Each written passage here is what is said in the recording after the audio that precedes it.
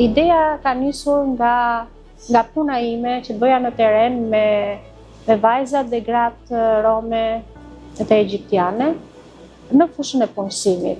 Sepse një nga sfidat e këtyre grave ishte punësimi. Këto gra, duke patur pamundësi për të punësuar, duke mos patur një profesion, duke mos patur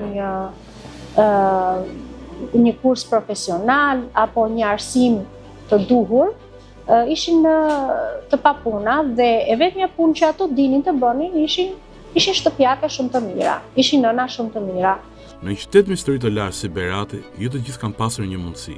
Për komunitetin rom dhe egjiptian, rruga drejt punësimit ka qenë shpeshherë e vështirë, e mbushur me paragjykime dhe dyert të mbyllura. Por ndryshimi shpeshherë nis nga një guxim i vogël.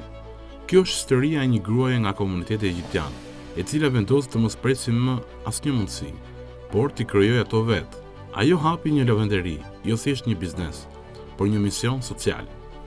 Në këtë hapësirë pune, ajo dha mundësi grave nga komuniteti i saj të punësohen, të fitojnë të ardhura dhe mbi të gjitha të fitojnë besim tek vetja.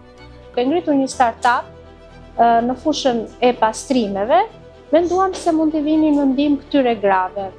Dhe pikërisht ky startup është i pari në qarkun e Beratit, i cili ofron shërbime pastrimi në për familje apo në për biznese dhe këto gra shërbejnë në këto familje apo në këto biznese. Gra që për vite me radhë janë përballur me refuzim, sot po mësojnë një profesion, po bëhen të pavarura dhe po ndërtojnë një të ardhmë më të sigurt për familjet e tyre. Kjo lavanderi nuk pastron vetëm rroba, ajo pastron paragjykime, ndërton shpresë dhe krijon dinjitet përmes punës. Në një qytet ku punësimi për komunitetin rom dhe egjiptian mbetet një sfidë e madhe, ky biznes social është një shembull se si solidariteti dhe guximi dhe vizioni një gruaje mund të ndryshojë jetën e shumë të tjerëve.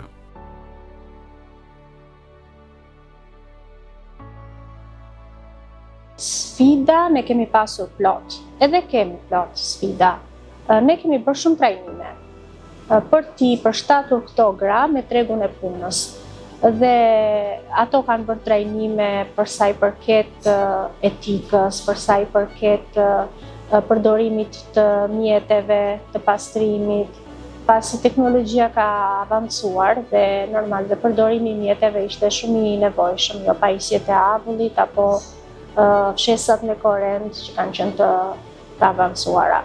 Ndërkohë që një nga sfidat që ishte edhe pranimi i këtyre grave, po themi me ngjyrë, dhe në familjet shqiptare, sepse shumë familje, përpos shumë gjërave të tjera, mund të themi që ka edhe akoma një racizëm në komunitet në Shqipëri, pasi gratë me ngjyrë i konsiderojnë, domethënë jo gratë të cilat që mund të futen nëpër shtëpi apo që mund të krijohet një besim.